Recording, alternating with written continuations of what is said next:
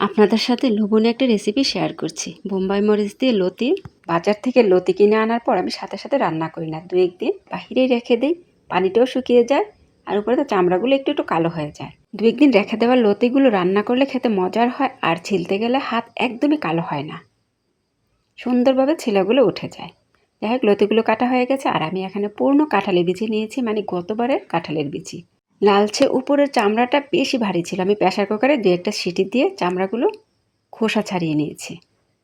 একটা কড়াই বসিয়ে দিলাম, পরিমাণ মতো তেল দিয়ে কিছু পেঁয়াজ কুচি দিয়েছি।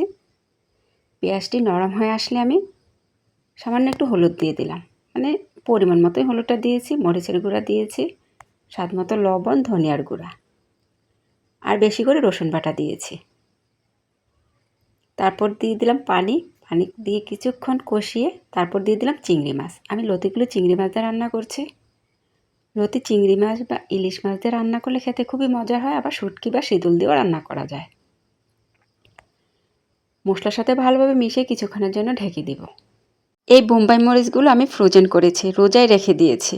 বোম্বাই মরিচ ফ্রিজে রেখে দিলে ঘ্রাণ স্বাদ কোনোটাই নষ্ট হয় না, যে কোনো রেসিপিতে দিয়ে খেতে পারে। বোম্বাই মরিচ দিয়ে রান্না করবো তখন ফ্রিজ থেকে নামিয়ে 2-1টা করে দিয়ে দিলেই হয়।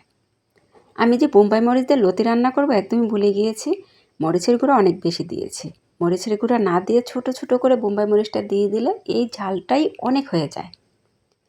আপনারা চাইলে কাঁঠালের বিচি লতি একসাথে দিতে পারেন। কাঁঠালের বিচি যে আমি একটু সিদ্ধ করে নিয়েছি, তাই কয়েক মিনিট লতিটা কষিয়ে তারপর কাঁঠালের বিচিটা দিয়ে দিলাম।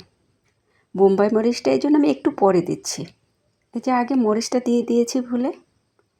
বোম্বাই মরিচটা যদি সাথে সাথে দিয়ে দিই আর এই রেসিপিটা খেতে পারবো না, কারণ আমার পরিবারে কেউ এত একটা ঝাল খেতে পছন্দ করে না।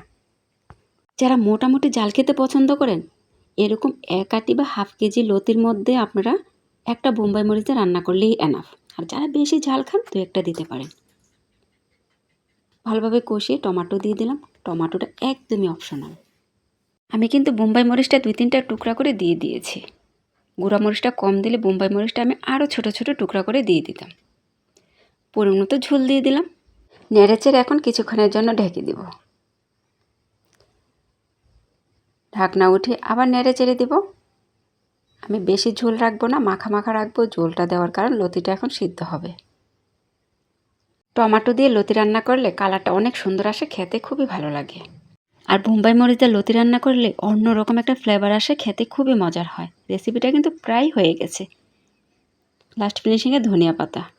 এই ভিডিওটা ভালো লেগে থাকলে অবশ্যই একটা শেয়ার করে দিবেন, অন্যদের দেখার সুযোগ করে দিবেন। ছোট্ট একটা অনুরোধ, পেজটাকে ফলো দিয়ে পাশে থাকবেন।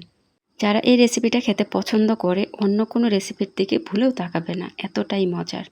এতক্ষণ ভিডিওটা দেখার জন্য অসংখ্য ধন্যবাদ। আপনাদের মাঝে আমি আবারও চলে আসব নতুন এক ভিডিও নিয়ে। ততক্ষণ সবাই ভালো থাকবেন, আমার জন্য বেশি বেশি দোয়া করবেন। সবার জন্য দোয়া শুভকামনা। আল্লাহ হাফেজ।